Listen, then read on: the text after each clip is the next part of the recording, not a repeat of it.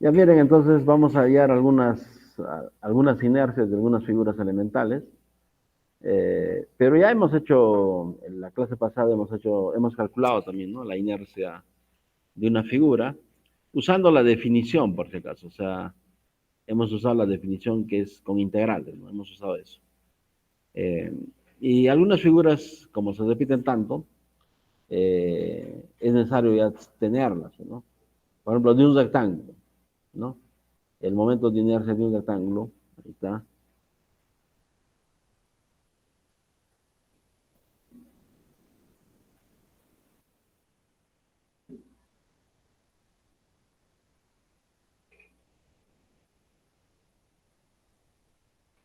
Muchas de nuestras vías, ¿no? Son rectangulares, ¿no?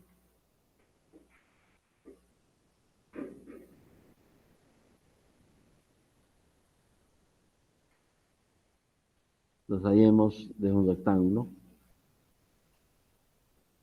Miren, ahí está el rectángulo. El rectángulo tiene dos ejes de simetría, ¿no? El eje X sub 0 y el eje Y sub 0, ¿no? Y habíamos hablado, por ejemplo, de esas vías que se han caído, ¿no? O sea, con respecto al eje X sub 0 tiene una inercia, que es diferente, y con respecto al Y sub 0 es otra inercia, ¿no? Diferente. Tiene que darse cuenta de eso, por si acaso. A ver, hallemos el momento de inercia de un rectángulo con respecto al eje X, o al eje X sub 0, ahí dice, ¿no?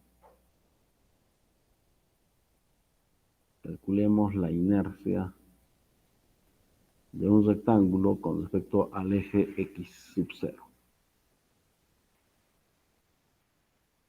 El X, el X sub 0 significa que está pasando por el centroide, pues, ¿no? Por el centroide. El X sub 0 pasa por el centroide y el Y sub 0 también por el centroide de la figura. Eso significa, ¿ya? Es un eje central, por si acaso.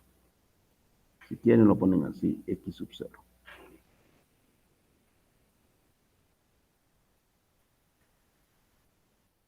Entonces, eso por definición es la integral, ¿no? De y al cuadrado de esta distancia, de y al cuadrado, de y al cuadrado, y al cuadrado,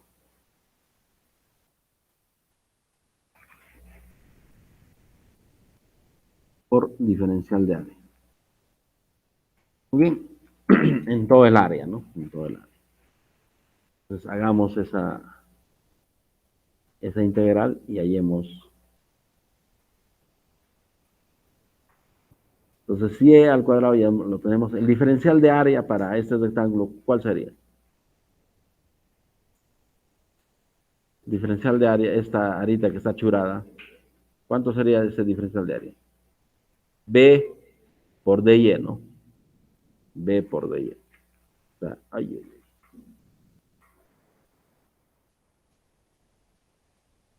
B por dy. Ese sería el diferencial de área. Y eso ya lo podemos integrar, ¿no? Eso integrando sería B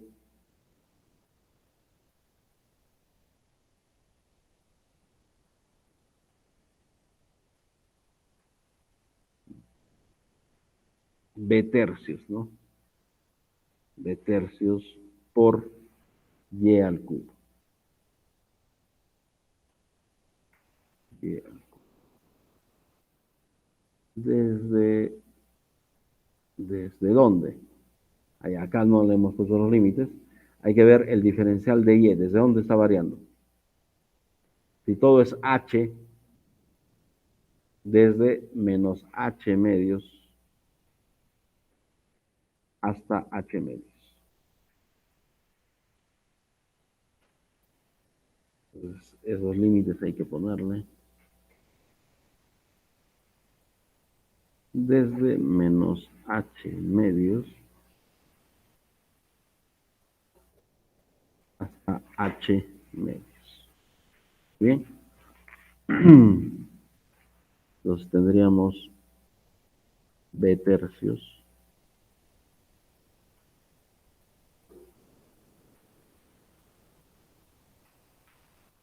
por ¿Y por qué no se separa? Eso debería separar. Por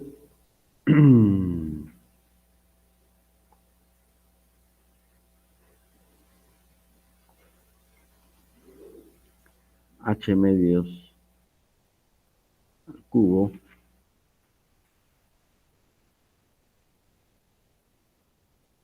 menos esto al cubo es negativo. Eso tiene que darse cuenta ya.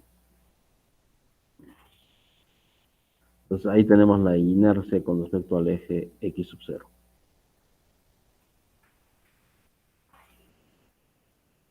¿Y eso cuánto será?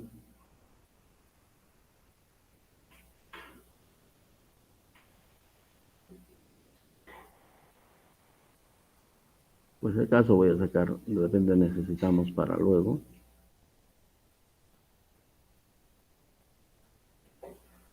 Interpretar, interpretar.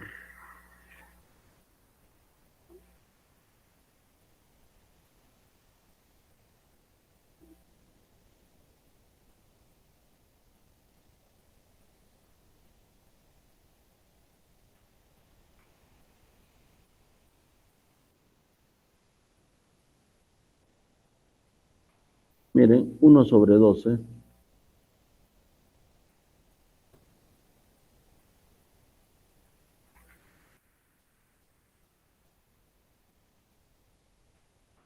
1/12 BH al cubo, ¿no? Entonces, la inercia de un rectángulo es B, o sea, la base, por la altura al cubo entre 12. Eso es con respecto al eje X sub 0. Y con respecto al eje Y sub 0, ¿cuánto sería?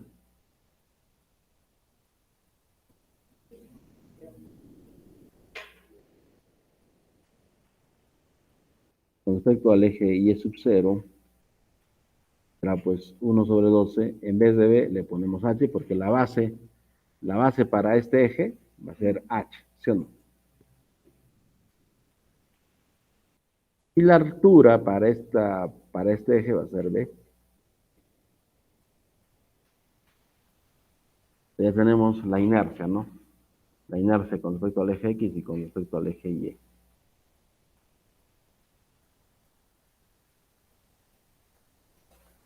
A ver, la inercia con respecto de un círculo, de rectángulo,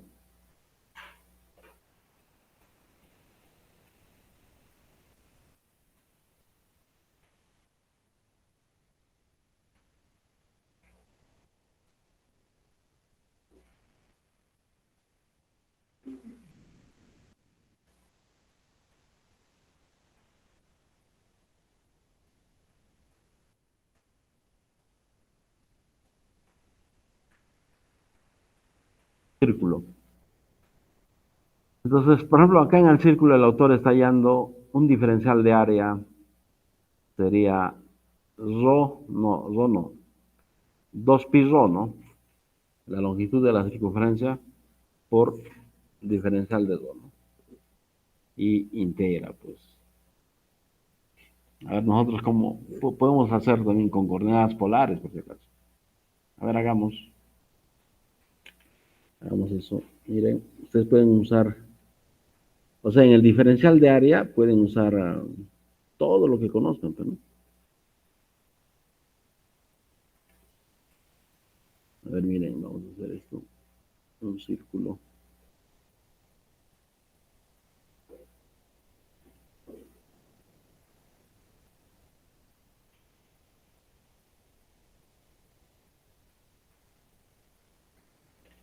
Miren.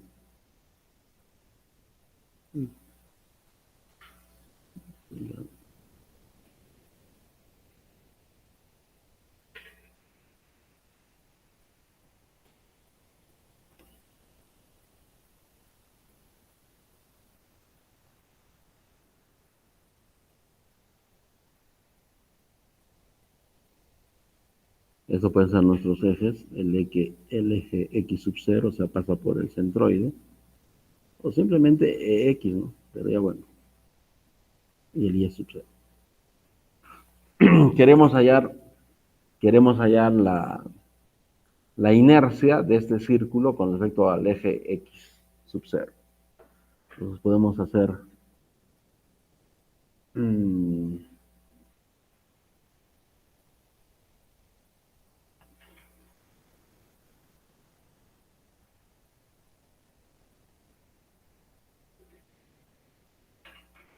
podemos hacer uso de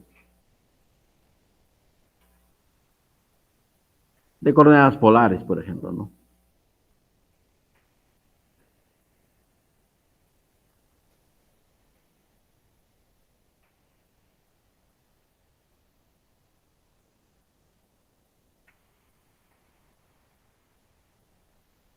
Por ejemplo, vamos a sacar este sectorcito. Eso va a ser nuestro diferencial de área, por ejemplo.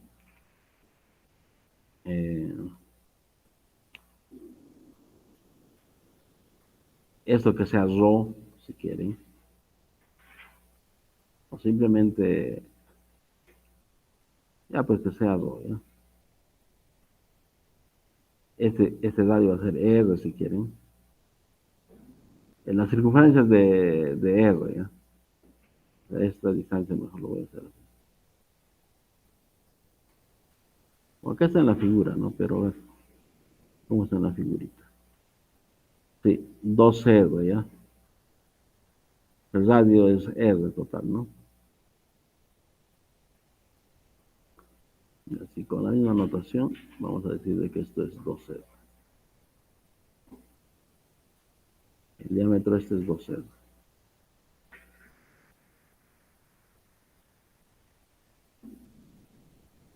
Dos R.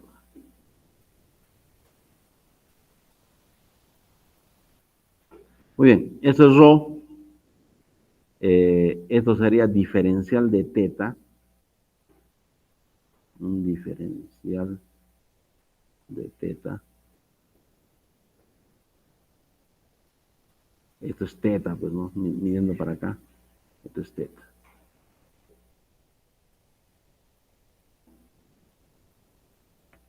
Y entonces, estito, ¿qué sería? Esta longitud. ¿Ah? Un diferencial de rho, ¿no? Y este ladito, ¿cuánto valdría? ¿Valdría cuánto? Rho diferencial de teta, ¿no?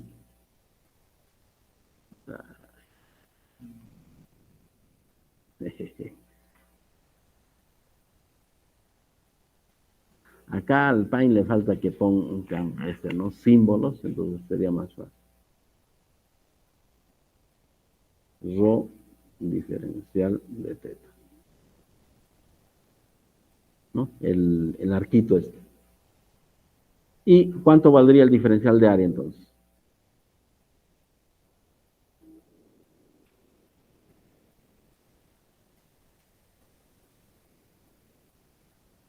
¿Cuánto valdría el diferencial de área?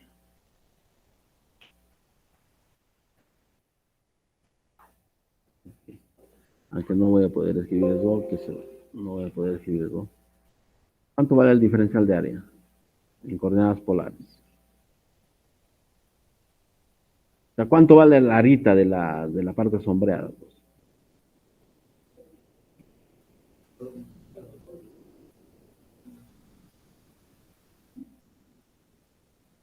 Sería rho diferencial de teta, ¿no? Por diferencial de rho, ¿no? Ese sería mi diferencial de área. Ya con eso puedo trabajar.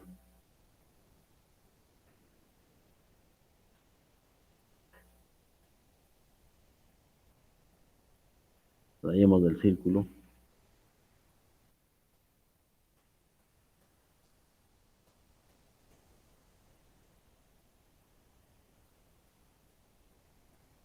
Entonces, y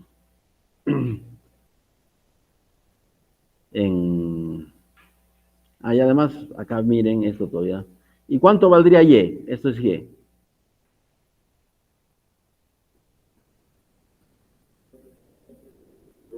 rho seno de teta, ¿no? Y valdría, eso nos habíamos olvidado, y vale rho. Ay, ¿por qué seré tan... A propósito, las sencillas, se supone que las laptops pueden ser tarjetas también, ¿cómo se llama eso? Tablet, ¿no? Y es igual a rho, ¿no? Seno de teta. Seno de teta.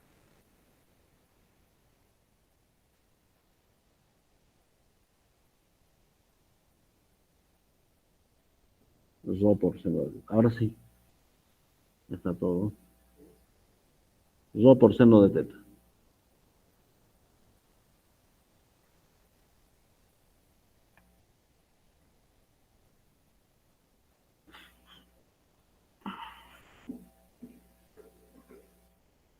Ya tenemos todo. Entonces aplicamos la definición, ¿no? La definición de inercia con respecto al eje X sub 0, vamos allá.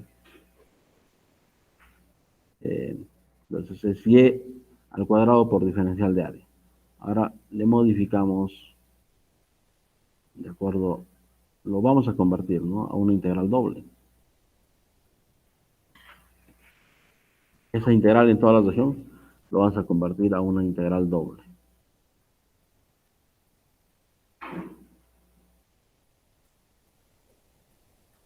Eh,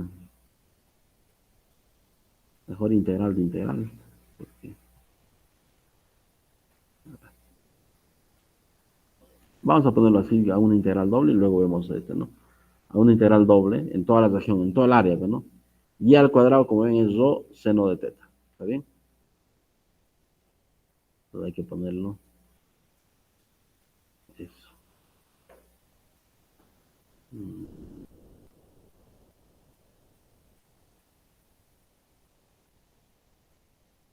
Este es rho por, por seno de teta. Seno de teta. Al cuadrado. Por diferencial, ¿no? Del área. Es rho diferencial de teta, diferencial de rho. Por rho por diferencial de teta, vamos a verlo, y por diferencial de rho. Ahí tendríamos eso. Este.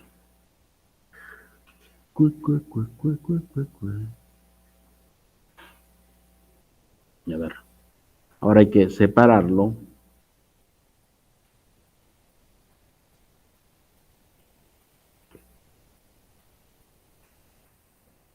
de separarlo. Entonces rho será rho al cuadrado, ¿no?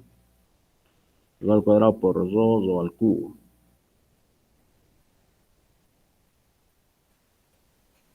Sería rho al cubo.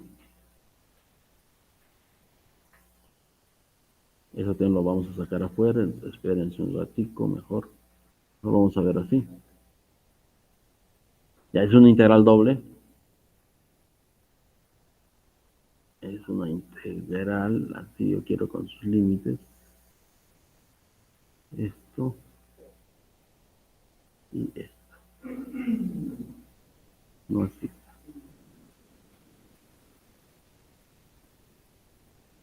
¿No? Entonces veamos. Rho al cuadrado por rho al cubo. ¿Está bien?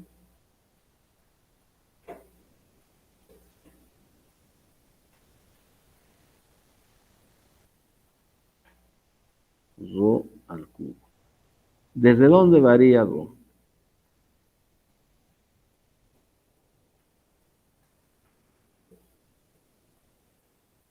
De 0 a R minúscula, ¿no? Esos son los límites. Y acá pondríamos acá diferencial de teta. Y de ahí que tendríamos seno al cuadrado, ¿no? Seno al cuadrado de teta. Bien así. Seno al cuadrado de teta.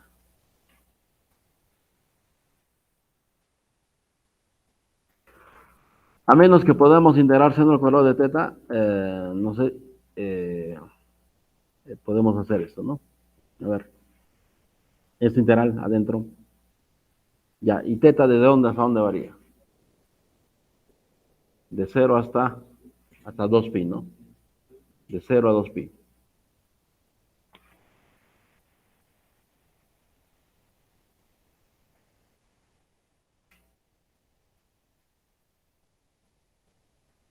Muy bien, entonces, este integral sí se puede hacer. Esta integral de seno al cuadrado con respecto a teta.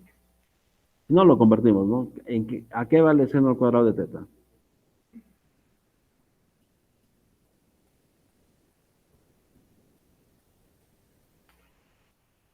Control V. Ese integral es rho al cuadrado. Hay que hacerlo ya.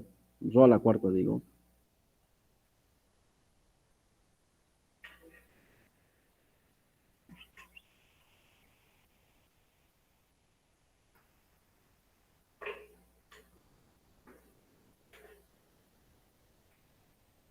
Es rho a la cuarta, ¿no?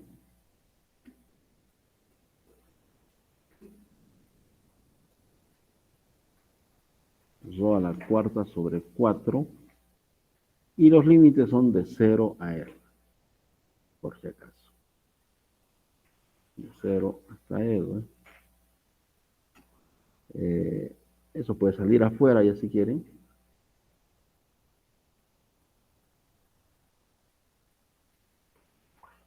Eso sería entonces esto.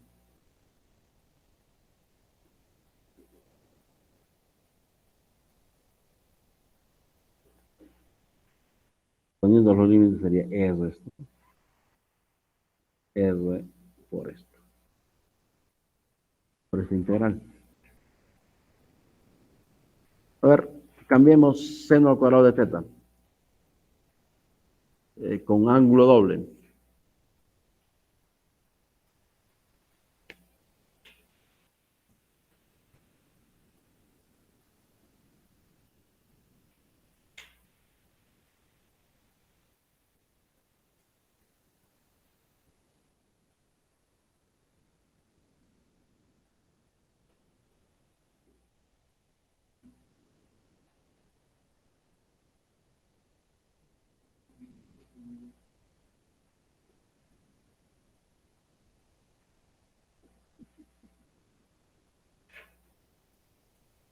La, la, la. Puede ser, mire, 2 seno, ¿no? 2 seno por coseno, ¿o no? Eso sería seno al cuadrado. Seno cuadrado, 1 menos coseno. Ya. Dígame, por favor. Yo puedo deducir, pero no puedo memorizar fórmulas. Puedo deducir todas esas fórmulas, por si acaso. Es, entonces, 1 menos, ¿seno de qué?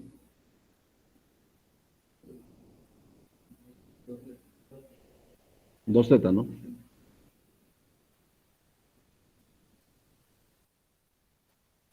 Entre 2. Eso sí ya lo podemos integrar. A ver, alguien es integral.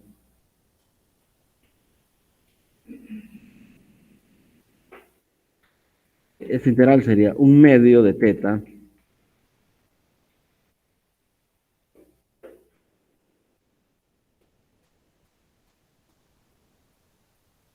1/2 de teta.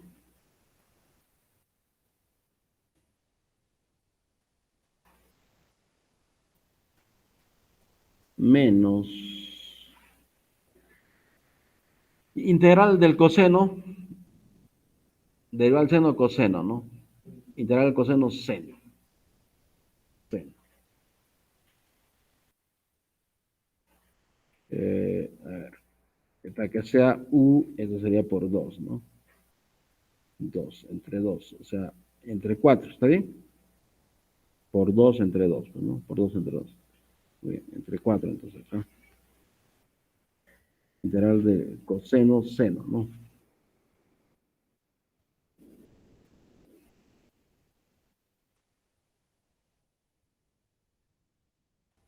¿Está bien eso o no está bien?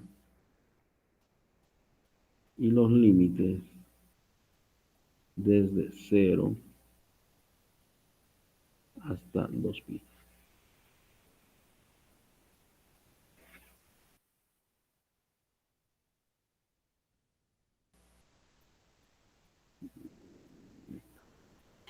Entonces, reemplazando,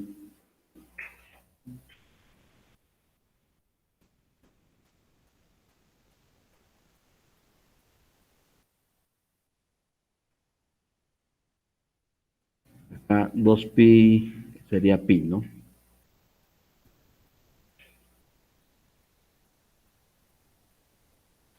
2pi entre 2, pi. Menos un cuarto. Seno de 4pi. Seno de 4pi. Cero, ¿no? Ya está. Menos cero, ¿no? Un medio de cero, cero. Seno de 2 por cero, cero, ¿no? Sería eso. Pi, pi por r a la cuarta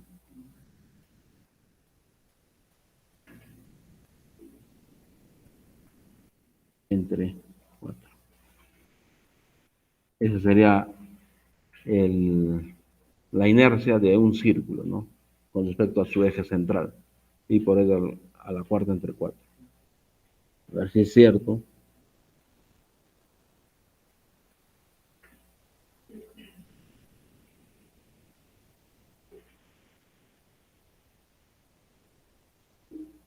Sí, pi por r a la cuarta.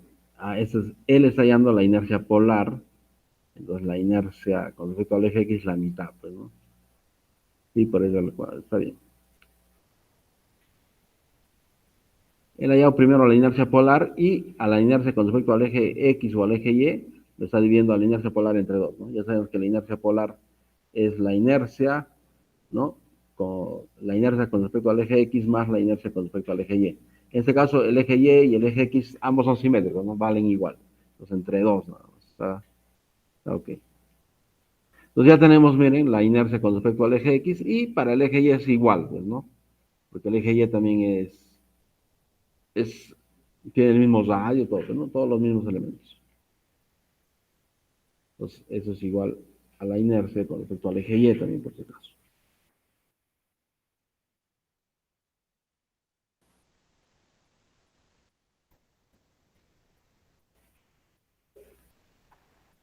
Es pi, ya tenemos la fórmula, y así. ¿Qué más?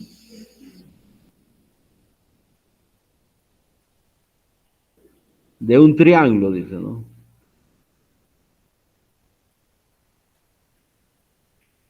Igual es ¿lo hacemos o ya no? Hay que hacerlo entonces.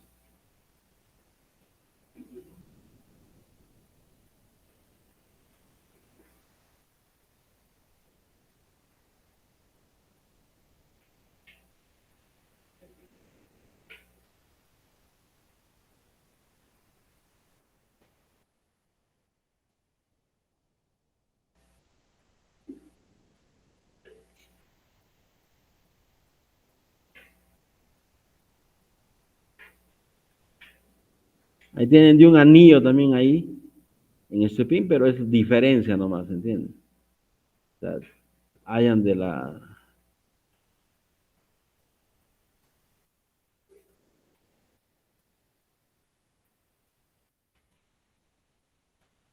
del triángulo. Como les digo, acá Cepín también calcula del anillo. Del anillo, miren, solo por diferencia, ¿no? Solo por diferencia. O sea, calculan de todo, del diámetro mayor, y le quitan el del diámetro menor, ¿no? Y listo, o sea, ya tienen del círculo, hacen una resta nada más.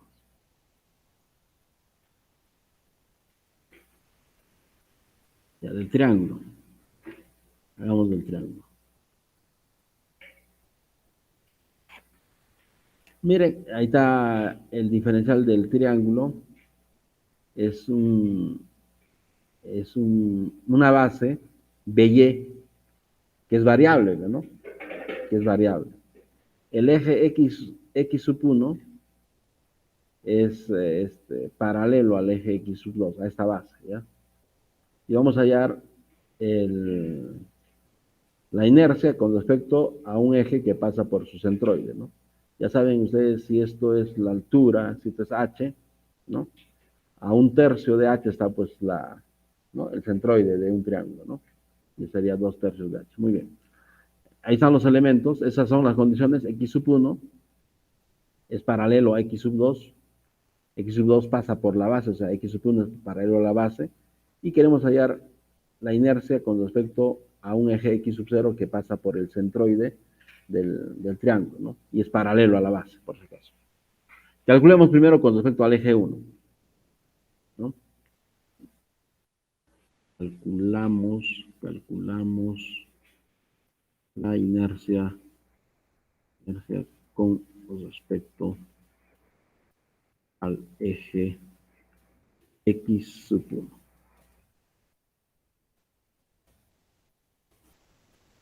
Entonces ahí tenemos los elementos. Lo que tendríamos que hallar es la base, que es variable, en función ¿no? de Y. Vamos a hacer eso. Miren, hagamos esa relación. ¿Qué podemos decir? Estos dos triángulos son semejantes, ¿no? El triángulo grande con el triángulo pequeño. Entonces podemos decir eso. Entonces, miren, ahí podemos decir, ¿qué podemos decir? La base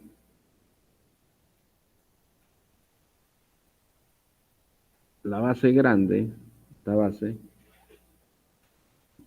es a la altura h, ¿está bien? Como la base pequeña, la BY que le está llamando el autor, o sea, B en función de Y si quieren. El pelo está poniendo ese B sub Y, le vamos a poner en esa misma notación. B sub Y. Esa a Y sería, ¿no? A Y. Está llamando Y a esto. Desde acá para abajo. Muy bien. Entonces de ahí deducimos B sub Y. Es una función de Y, varía, ¿no?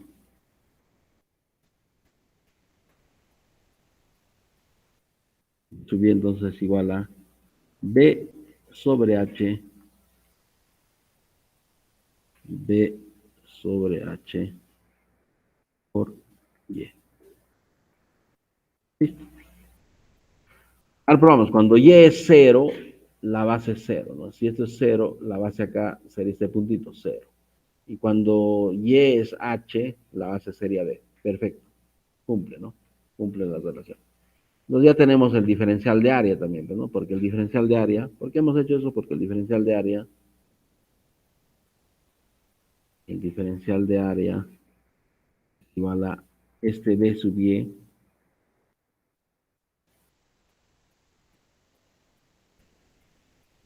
por BY. Listo. Ahora sí ya podemos aplicar, ¿no? La integral.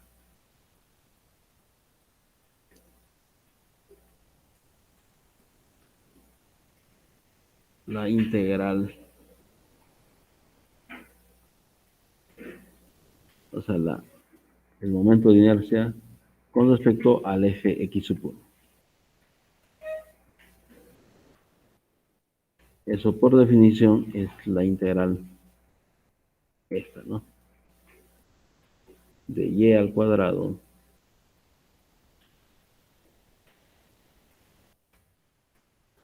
por diferencial de área en todo el área.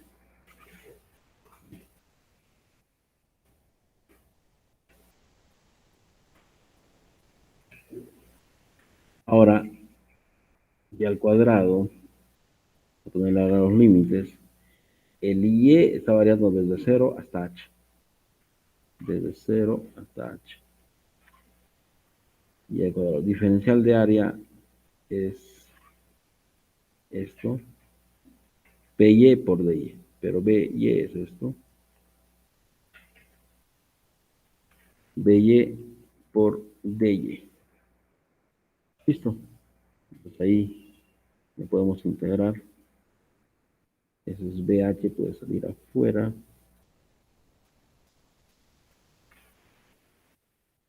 Por y al cubo, sería y a la cuarta entre 4, ¿no?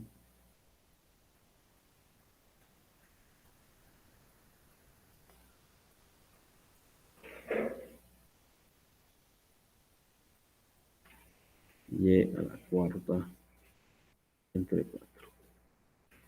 Límites desde 0 a h.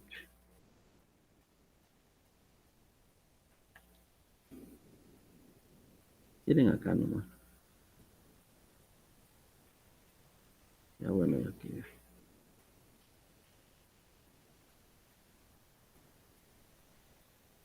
Desde 0 a h. Entonces, como ven, eso es lo mismo que esto. Así lo voy.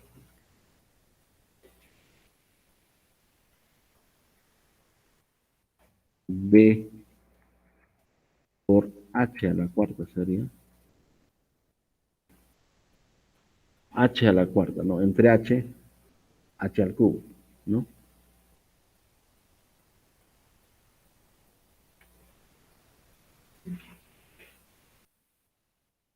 Entre 4. Eso sería la inercia del triángulo, pero con respecto a este eje x sub 1. Yo quiero calcular con respecto al eje x sub 0. ¿Qué teorema uso? ¿No? Usamos el teorema, está chiquito y este está grande.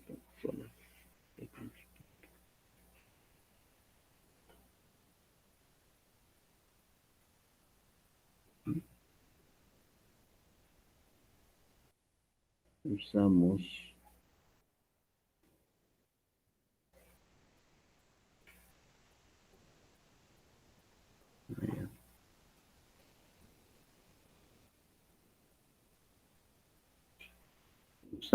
¿no? El teorema de los ejes paralelos para hallar la inercia con respecto al eje x sub 0, ¿no? Entonces, esto, la inercia con respecto a un eje, ¿no? Un eje paralelo a un eje central es igual a esto mismo, pero con respecto al eje x sub 0, ¿no? Más el área, ¿no? El área de la figura, en este caso sería B por H entre 2, ¿no? Más, eso pues se acuerdan, el área por la distancia al cuadrado, ¿no?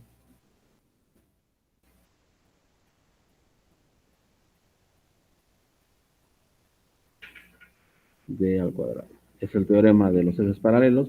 Y acá despojamos la inercia con respecto al eje x sub 0. Eso es igual entonces a esta inercia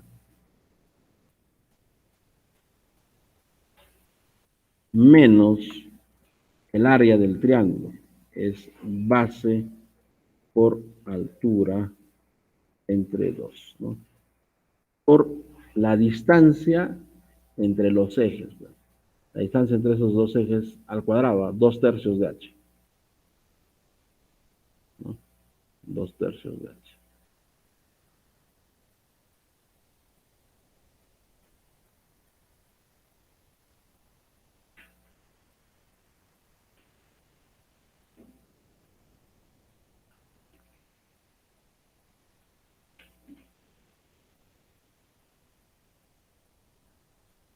Es 2/3 de h al cuadrado. Bien. Eso sería la inercia con respecto al eje x sub 0.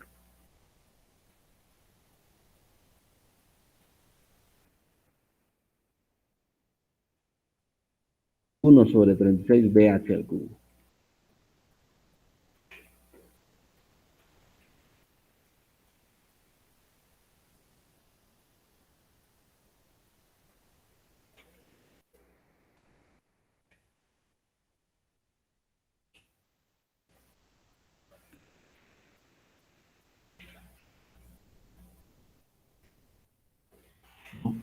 Entonces, la inercia de un triángulo es BH al cubo sobre 36.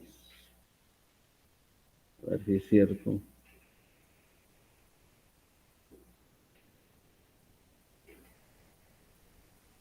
Sí. BH al cubo sobre 36, ¿no? La inercia con respecto al eje x sub 0. Ya está. Con respecto al eje x sub 2 también es BH al cubo sobre 2, o sea, con respecto a este eje.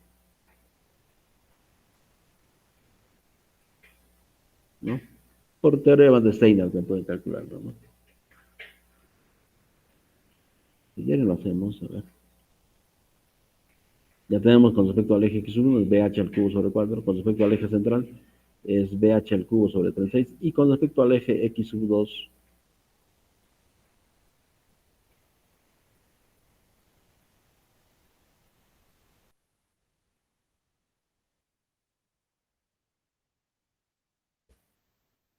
con respecto al eje x sub 2 será pues igual, según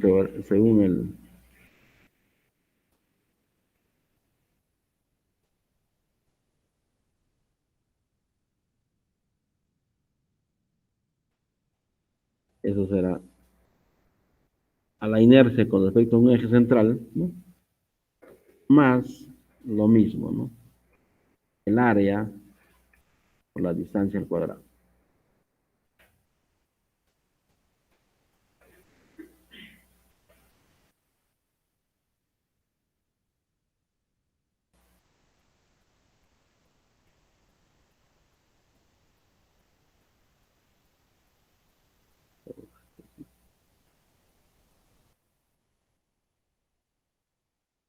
La inercia con respecto al eje central ya lo hemos hallado ahorita, es esto.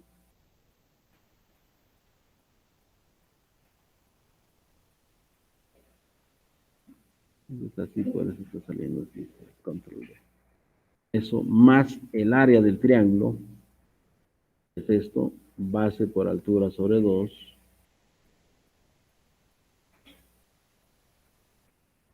por la distancia entre esos dos ejes al cuadrado.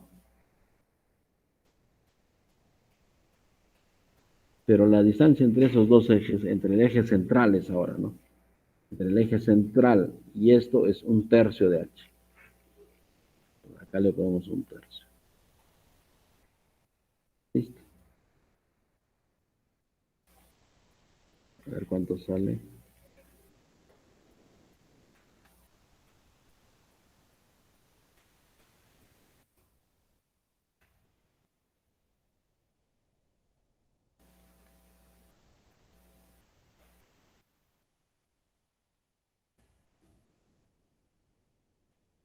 Como dice Xiaoping,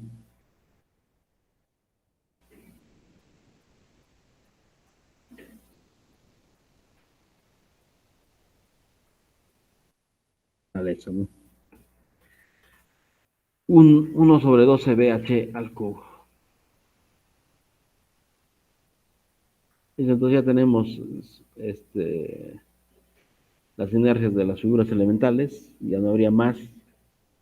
Con respecto a inercias habríamos acabado. Y ya de figuras complejas ya hemos visto cómo lo podemos dividir en las áreas, ¿no? En subáreas, vamos a decir, y sumamos nada más. Variación de los ejes ya no vamos a hacer.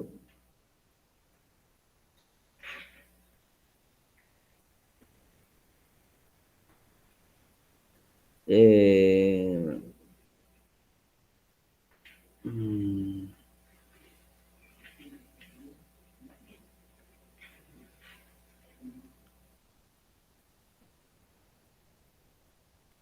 lo que va a quedar acá,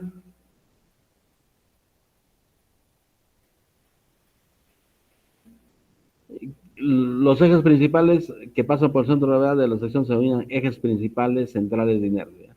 Acá hay propiedades, léanlo si quieren, pero los ejes que pasan por el centroide son ejes principales de inercia también, por si acaso.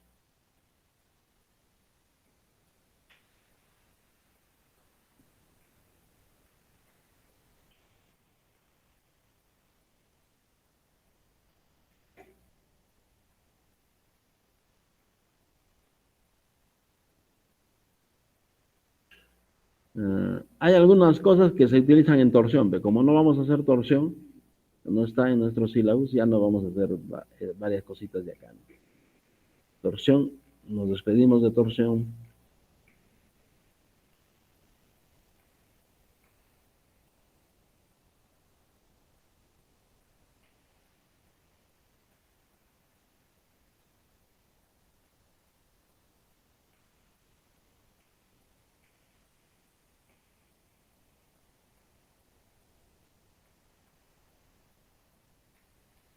Torsión es algo más complicado que cualquier cosa, pero lo que tratan normalmente en resistencia de materiales son torsión bien simple, ¿no? Lo más elemental.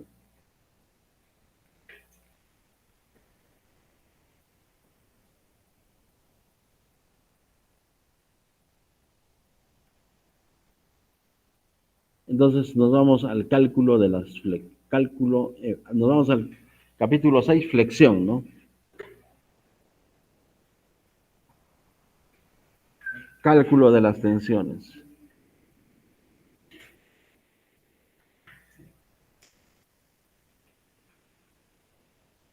Entonces miren, dice, hasta ahora habíamos visto barras, las cargas en nuestras barras eran a través del eje Z, ¿no?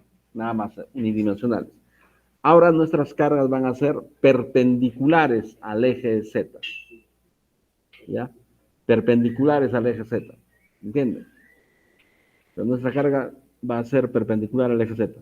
Hasta ahora, como les decía, nuestra carga era paralelo al eje Z, ¿no? O mejor dicho, en el eje Z, o paralelo al eje Z, ahí. Pero ahora vamos a ver carga perpendicular. Entonces, miren, muy a menudo dice la base se somete a la acción de una carga transversal o a la de pares exteriores cuyo plano de acción pasa por el eje de lavado, ¿no? Miren, eh, en sus secciones aparecen momentos flectores, es decir, momentos interiores que actúan en un plano perpendicular al de la sección transversal de lavado. Acá, por ejemplo, esta es una viga, se llama una viga, su eje está pasando por el eje Z, el eje X sería esto, ¿no? O sea, haciendo el corte, yo he hecho un corte acá en esta viga, y es una viga de sección rectangular, ¿no? Tu viga es de sección rectangular, este sería el eje X, mirándolo para acá, el eje X estaría para allá, ¿no? Dentro, para dentro de la pantalla, de mi ojo a la pantalla, para dentro, ¿no? El eje y el eje Z, ¿no? Se cumple la regla de la mano derecha, X, Y, Z, ¿ya? X, Y, Z. Entonces, esa sería la forma. Y cuando ustedes ven un, un cuadrito de perfiles de acero, por ejemplo, normalmente viene así, ¿ya? Les van a dar momento con respecto al eje X, ¿no? O la inercia, inercia con respecto al eje X, inercia con respecto al eje Y, ¿no? Y el Z, como estamos viendo, es el eje de nuestra base. Igual en vigas, va a seguir siendo nuestro eje de lavado. ¿Qué se diferencia con los problemas unidimensionales? De que normalmente en las construcciones hay este tipo de elementos, ¿no? Por ejemplo, estas vigas, ¿no? Tienen carga transversal, o sea, carga perpendicular al eje. Una carga distribuida, que acá le llaman Q, ¿no? Q minúscula, carga distribuida constante, un momento flector, le llaman M en este punto, y una carga P, ¿no? Se supone que estos son resultantes de algunas cargas, ¿no? O bueno, o pueden ser, ¿no? Cargas así. Pero dense cuenta de que en qué plano están esas cargas. En el plano YZ, ¿no? Todas las cargas están en ese plano YZ, por si acaso. Entonces, cuando nosotros, por ejemplo, si la carga está así, si la carga está así, y este es nuestro eje X, el eje Y, entonces si la carga está así, tenemos que calcular la inercia con respecto al eje X, ¿entiendes? ¿No? A ese eje X se le llama eje neutro, vamos a ver. Z. Dice, cuando actúa este tipo de carga, el eje de la base se encorva, ¿no? Miren, normalmente no lo podemos ver porque las deformaciones son bien pequeñas, ¿ya? Entonces, al ojo no nos podemos dar ni cuenta, ¿no? No podemos darnos ni cuenta porque los desplazamientos que hemos calculado, ¿no? Cuando hemos hecho en basas, eran 3 milímetros, no 1 milímetro, más o menos así. Entonces, igual las flexiones acá también son pequeñas, ¿no? O sea, estas vigas se encorvan y a eso se le llama flexión, ¿entiendes? Cuando actúa este tipo de carga, el eje de la base se encorva. El tipo indicado de solicitación se denomina flexión, ¿no? Flexión. Las basas que trabajan principalmente a flexión se denominan comúnmente vigas, ¿no? Por eso le llamamos vigas. La flexión se denomina pura si el momento flector es la única fuerza interior de la sección. O sea, si haces tu corte y solo hay momentos flectores, ¿no? Entonces se llama flexión pura. Pero normalmente no hay la flexión pura, ¿no? Normalmente hay también, además de la flexión, hay también corte. Con mayor frecuencia, en las secciones transversales de la basa, simultáneamente al momento flector, aparecen también fuerzas cortantes. Este tipo de flexión se denomina flexión transversal, ¿no? Flexión transversal. Si el plano de acción del momento flector pasa por uno de los ejes centrales principales de inercia de la sección transversal, entonces esta flexión se denomina plana. Vamos a hacer nosotros flexión transversal plana, nada más, ¿no?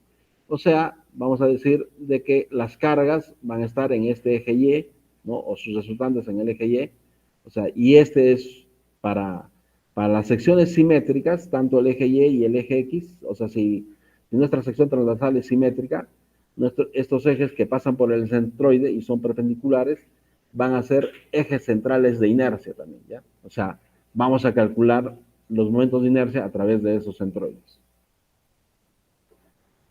Y eso es flexión plana, ¿no? Porque si la figura esta no fuera simétrica, imagínense que fuera como una L, ¿no? Entonces ya no habría simetría, ¿no? Ya no habría simetría. Y como no habría simetría, ya no sería una flexión plana. Una, ya no sería una flexión plana, ¿no? Sino sería una flexión no plana, pues. ¿Por qué? Porque habría ahí momentos torsores también, que harían que se tuerza más o menos el eje. En este caso, cuando hablamos de flexión, no hay torsión. O sea, nuestra viga se encorva así, ¿no? Nada más. En el plano YZ nomás se encorva, vamos a decir. Y a eso se le llama flexión plana. Porque suponiendo de que las cargas estas no estuvieran en ese plano, podrían hacer un momento torsor. No vamos a estudiar eso. Eso se estudia en el DECI2, por si acaso. No sé si lo estudiarán, ¿no? Yo ya, ya conozco a los profesores. En la flexión plana, en la flexión plana, el eje de la base permanece, incluso después de la deformación, en el plano de las fuerzas exteriores, plano de solicitación. A ese plano YZ, donde están las cargas, se llama plano de solicitación. Entonces, cuando se encorva, en la flexión plana, cuando se encorva la viga, este eje encorvado también está en ese plano, en el plano YZ. O sea, no sale de ese plano, ¿entiendes? En cambio, si la figura no fuera simétrica, si esto no fuera simétrico, probablemente cuando se deforma, se va a deformar, se va a inclinar para un lado, se va a ladear, ¿no? Eso es más complicado de hacer, ¿entiendes? Pero la flexión, vamos a hacer solo lo que es la flexión plana, ¿entiendes? O sea, esta deformación, este eje de la deformación, va a estar también en el plano YZ. A este plano donde están las cargas, ¿no? P, M, el Q, El plano YZ se llama plano de solicitación, por si acaso. Está bien lo que estoy leyendo nada más, ¿no?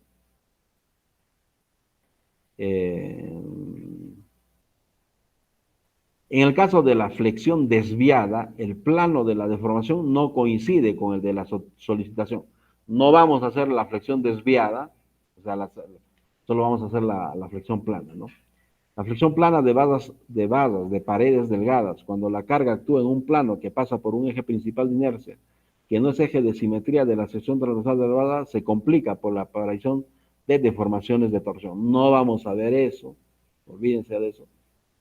El estudio de la deformación en la flexión lo comenzaremos por el caso de la flexión plana pura, ¿no? En adelante analizaremos el caso más general de la flexión transversal. La flexión desviada pertenece a la descendencia compuesta de bases y será analizada en el capítulo 9. No llegamos al capítulo 9. Tipos de apoyos de las vigas, ¿no? Aquí hay varios tipos de apoyos de las vigas. Los apoyos de las vigas que se consideran como sistemas planos son de tres tipos principales, ¿no? Apoyo articulado móvil, la figura 6.2a. En este apoyo articulado móvil, la viga no puede moverse perpendicular a ese plano.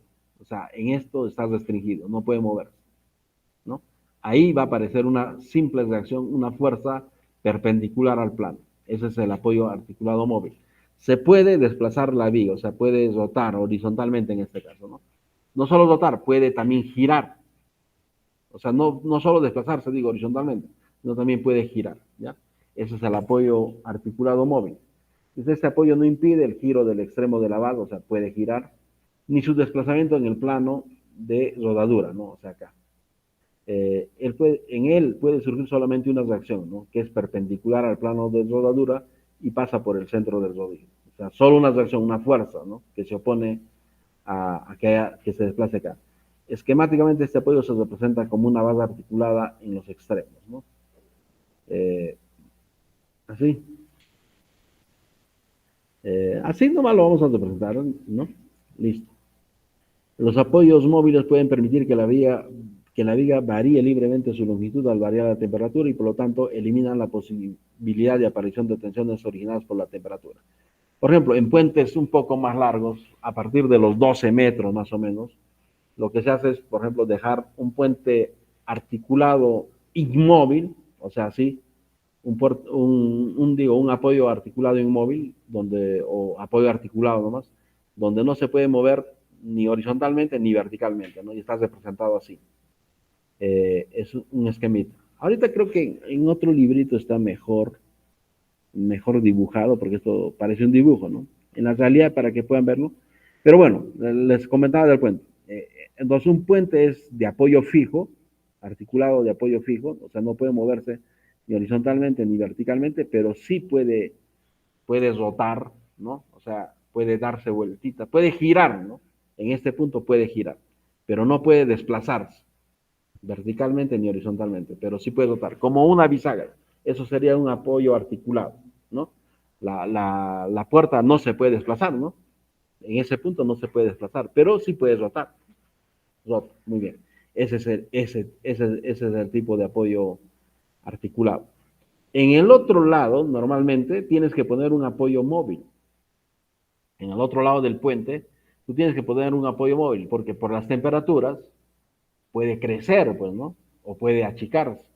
Y si esto estuviera restringido, o sea, fuera dos, o sea, la viga tuviera esto en el apoyo izquierdo y en el apoyo derecho también otro articulado inmóvil, cuando se calienta, cuando hay cambios de temperaturas, jalarían, ¿no? La viga jalaría a los apoyos, ¿entiendes? O los empujaría, entonces van a aparecer esfuerzos, ¿no? Para que no pase eso, se pone un apoyo inmóvil y otro apoyo móvil, ¿entiendes? Entonces cuando se calienta, esto se dilata nomás, crece, y cuando se enfría, se contrae, ¿no? No pasa nada. Entonces, si se dan cuenta, hay esos tipos de apoyitos. Normalmente en los puentes, ¿no? Luces grandes, donde la deformación unitaria por la longitud va a ser una deformación fuerte, ¿no? Bien, van a aparecer eso. Apoyo articulado inmóvil, lo que estamos hablando, este es el apoyo articulado inmóvil. Ese apoyo permite el giro del extremo de la viga, pero impide su desplazamiento, ¿no? De traslación en cualquier dirección. La reacción que surge en este apoyo se puede descomponer en dos componentes. Normalmente es una reacción en cualquier dirección, ¿no? Pero lo descomponemos en dos componentes, en una reacción horizontal y en una reacción vertical. Eh, la reacción que surge en este apoyo se puede descomponer en dos componentes, la horizontal y la vertical. Esquemáticamente, el apoyo articulado inmóvil se representa como en la figura 6.2D o E, ¿no? Así, como esto o como esto, ¿no? Eh, Teniendo en cuenta que la articulación deberá estar situada al nivel del eje de la viga, o sea, la articulación, o sea, acá no está, aparentemente no está tan bien dibujado, vamos a verlo algo más real. Está en, he visto, no lo he chequeado realmente totalmente, he visto así de ojeada en este libro en el libro de este hindú. Vamos a ver dónde está deflexión de vigas, torsión circular. Veámoslo a ver.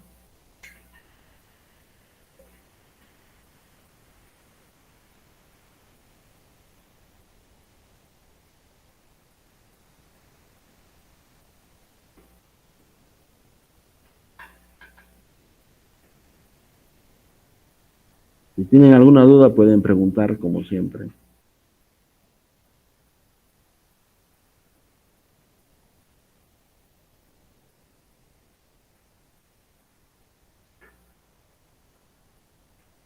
Miren, este sería, miren, más real, ¿no?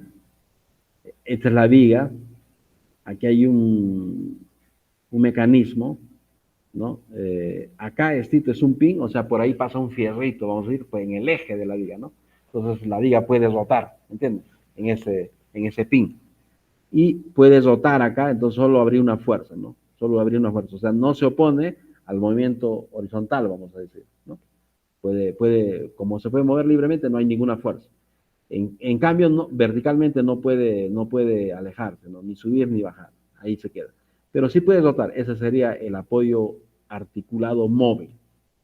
En cambio, el apoyo articulado inmóvil es algo así, esto está fijo, es una ménsula, ¿no? Que está empotrado pues, en el terreno, ¿no? Listo. Y ahí está la viga. Acá ya no puede moverse ni horizontalmente ni verticalmente, ¿no? No hay movimiento de traslación, pero sí puede girar, ¿entiendes? Ese sería el movimiento, el apoyo articulado inmóvil. Y el otro tipo de apoyo es el empotrado, ¿no? El empotrado o el soldado. Ahí no hay ni movimiento de traslación ni movimiento de rotación, ¿entiendes? Ya está impedido los tres tipos de movimiento. Esa es más o menos más real, los tipos de soportes, ¿no? O sea, es un poco más real que el dibujo que ha hecho este Opim. Pero eso es, ¿ya? Eso va. Eh, Tipos de vigas, dice, ¿no? Vigas simplemente apoyadas, ¿no? Eh, Vigas continuas, ¿no? Y así. Bueno, debieran de darnos, yo tengo algunas fotos, a ver si tengo unas fotos reales tengo del aeropuerto Jorge Chávez, para que vean las articulaciones, ¿no? O sea, en las partes metálicas, para que puedan darse cuenta, pero es sencillo, o sea, esta es una placa metálica, vean, es una placa metálica, ahí, por ejemplo, se apoyan las columnas o vigas, en este caso, lo que sea, y esto está empotrado, pues, ¿no? En el suelo. Se supone que son dos plaquitas, una acá y otra acá. Estamos viéndolo así de frente, ¿no? Entonces, aquí al centro entra la viga y por el eje está perforado, pues, en el eje, ¿no? En el eje de la viga hay un hueco y por ahí se pone como un clavo, un tornillo, ¿no? Un pin se llama, pues, ¿no? Listo, eso es. Simplemente eso es. Sí me tomando unas fotos en el aeropuerto. Voy a buscarlo, pero no sé de qué año todavía.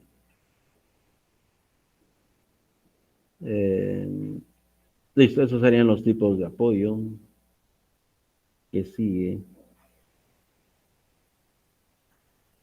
Entonces, el apoyo articulado inmóvil, ya hemos visto, este apoyo permite el giro del extremo de la viga, pero impide su desplazamiento de traslación y rotación, ¿no? Y aparecen dos fuerzas, vamos a decir, las que impiden su movimiento, ¿no?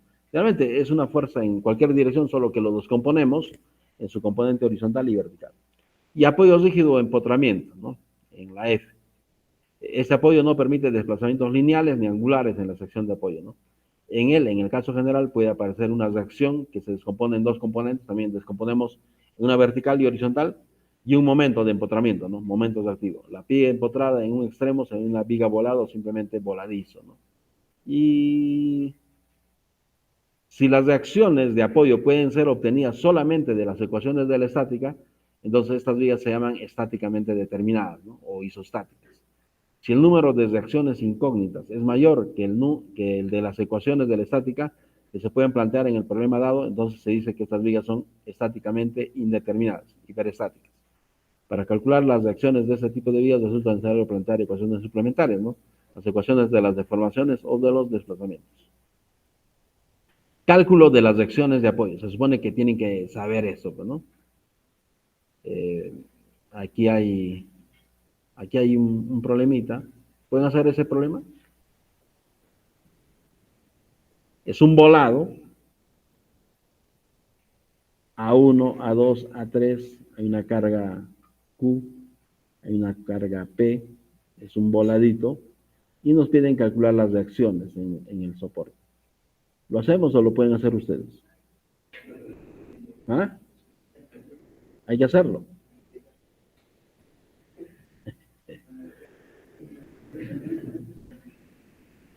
O si no, a ver, este libro también está interesante, vamos a ver.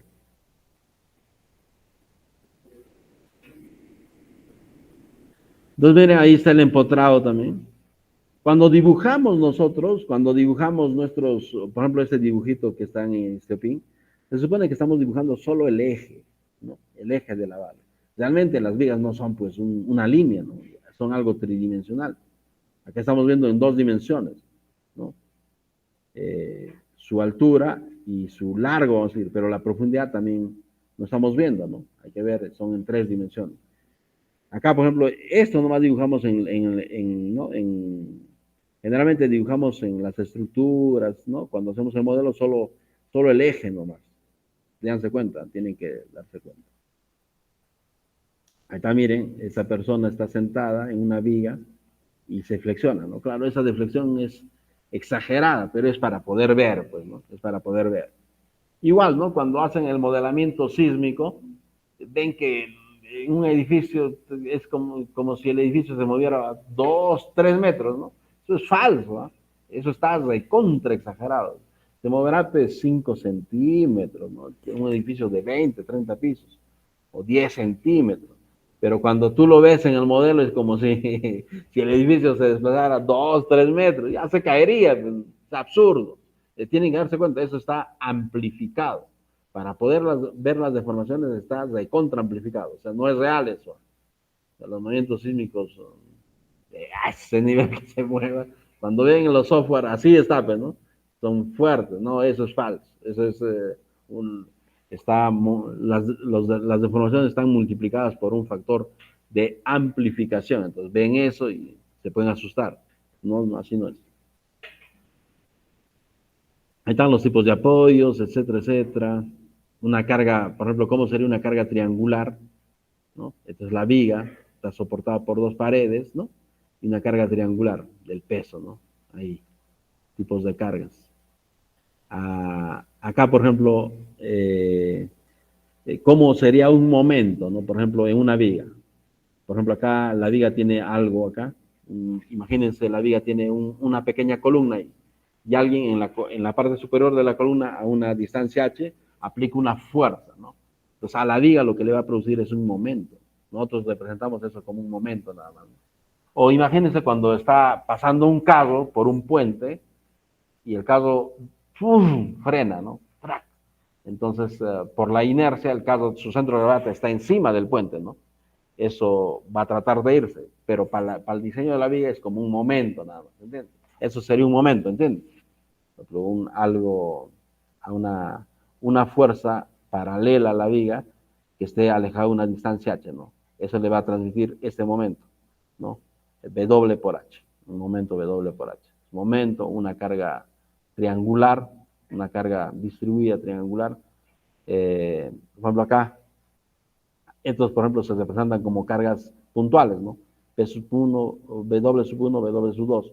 Una carga distribuida, más o menos así, miren, un peso total W, pero está distribuido en toda la viga, lo dividimos entre la longitud, pues, ¿no? El peso unitario será el peso total entre él, ¿no? Y eso sería una carga distribuida continua, ¿no? Igual, tienen que darse cuenta de eso. Carga, carga uniformemente. Ahí está el concepto de momento, para hallar el momento. Se supone que saben, pues, ¿no? Fuerza, un momento es fuerza por años. No, pues como dicen que no saben nada, yo solo a veces digo, será verdad. Cuando hay reuniones así de docentes dicen, no saben nada. Esos alumnos no saben nada, no saben ni calcular una viguita simple. Entonces, yo digo, ¿quién les habrá enseñado estática? Dinámica.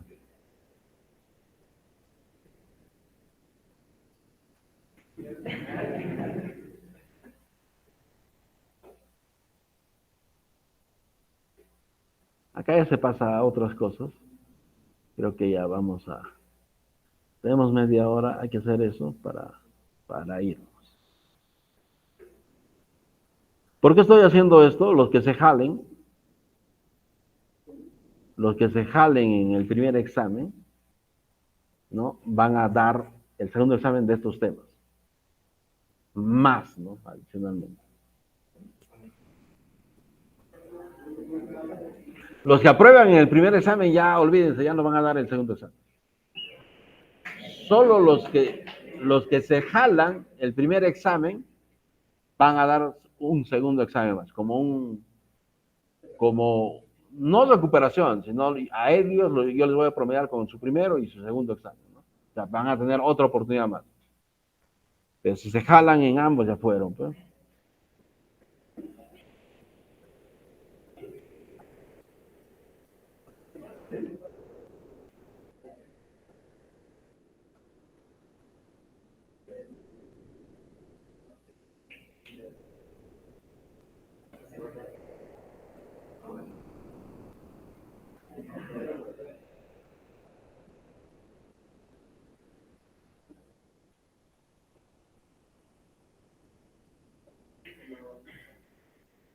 Ya miren, ahí está el problemita.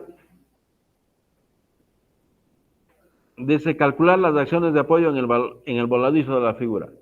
El voladizo es una viga hasta acá. Este es el eje Z. Está empotrado. Está empotrado. Como está empotrado, nosotros podemos tener una fuerza y un momento. Pero la fuerza está en cualquier dirección. No sabemos en qué dirección.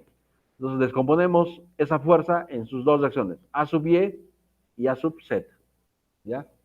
Y además un momento, MA. Esas serían las tres reacciones, vamos a decir, en un empotramiento. Entonces sometemos a equilibrio, pues, ¿no? Equilibrio. Se supone que P sub 1 es conocido y Q es conocido. Entonces nos piden calcular esas reacciones, porque es necesario. Siempre el método que hemos estado haciendo en problemas unidimensionales era nuestro sistema de coordenadas, ¿no? Acá ya está dibujado Z y Y, ¿no? Y está dibujado, están las distancias, todo. Entonces, por estática nomás, pues, ¿no?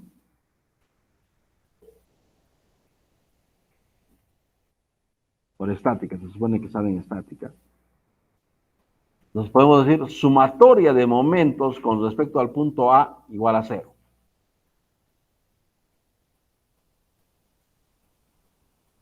Sumatoria de momentos con respecto al punto A igual a cero.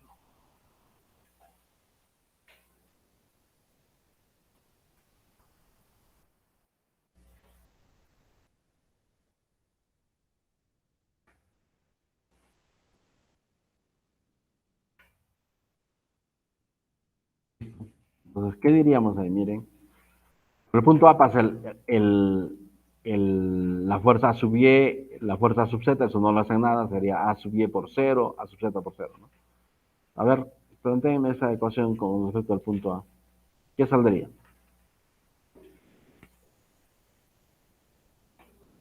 M sub A, ¿no? Es un momento, hay un momento vector que le ha puesto como M sub A, le vamos a llamar M sub A. No se preocupen del signo, solo que sean congruentes. O sea, si a M sub A le llaman positivo, entonces esto también será positivo, ¿no? Más T sub 1, ¿por cuánto?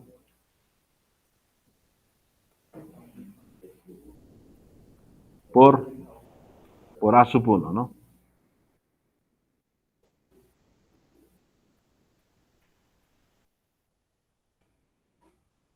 Más también Q, la fuerza por A sub 3, ¿no?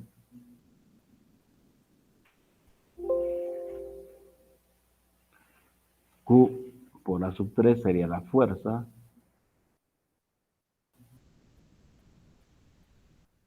Y su ubicación, o sea, su brazo, con respecto a esto sería A sub 1 más A sub 2 más A sub 3 medios, ¿no?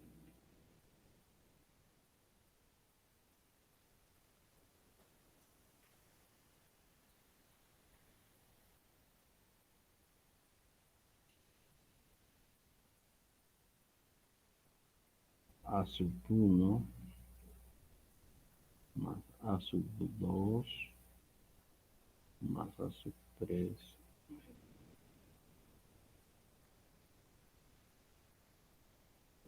No hay más fuerzas, eso es igual a 0. Entonces de acá tenemos M sub A.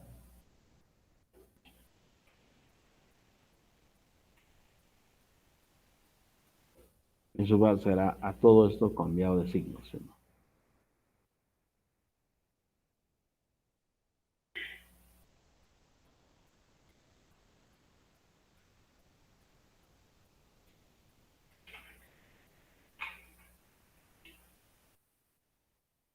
Hemos supuesto que esto iba para allá, realmente no va para allá, va en sentido contrario, ¿no? Si es negativo. Muy bien, ya hemos hallado M sub A. Ahora hay que hallar A sub Y y A sub Z. Para hallar A sub Y haríamos sumatorio de fuerzas en el eje Y, pues, ¿no? Sumatorio de fuerzas en el eje Y igual a 0.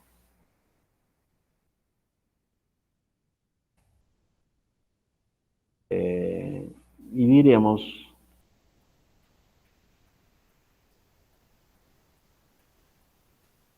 ahí en la figura está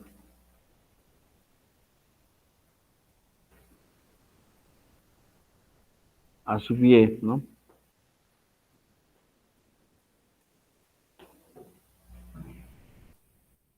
A sub Y menos P sub 1 menos Q por A sub 3, ¿no? Es igual a 0. No hay más fuerzas en el eje Y. Entonces A sub Y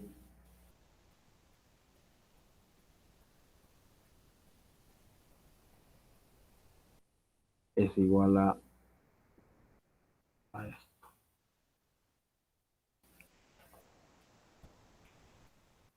De que acá está pasando al segundo miembro con más. Listo. Ya tendremos, ¿no? A sub Y. ¿Y cuánto valdría A sub Z?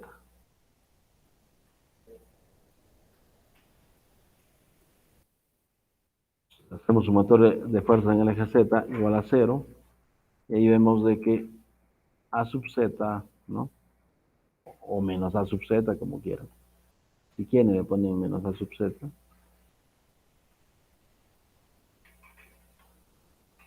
Menos porque está yendo para la izquierda.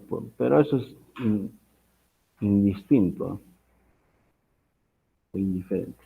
Más 0, pero no, porque no hay ninguna fuerza en el eje Z. pero podría haber, por si acaso, igual a cero.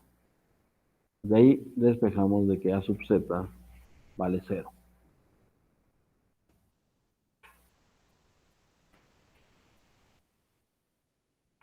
Listo, así calcularíamos las reacciones en los soportes. O sea, miren el algoritmo, ¿no? O sea, cómo es para todos los ejercicios. Primero, nuestro sistema de coordenadas, Y y Z, ¿no? Z y Y. Muy bien, nuestro sistema de coordenadas.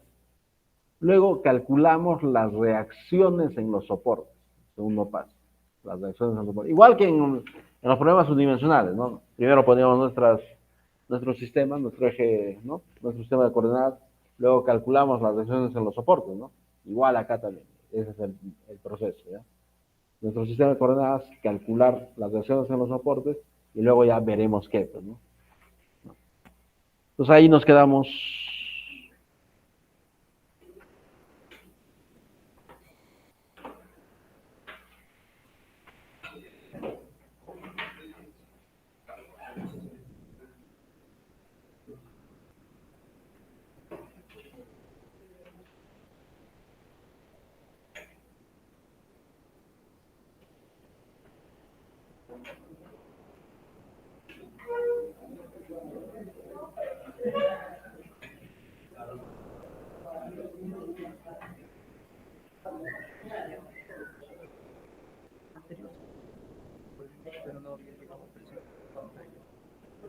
¿Sí?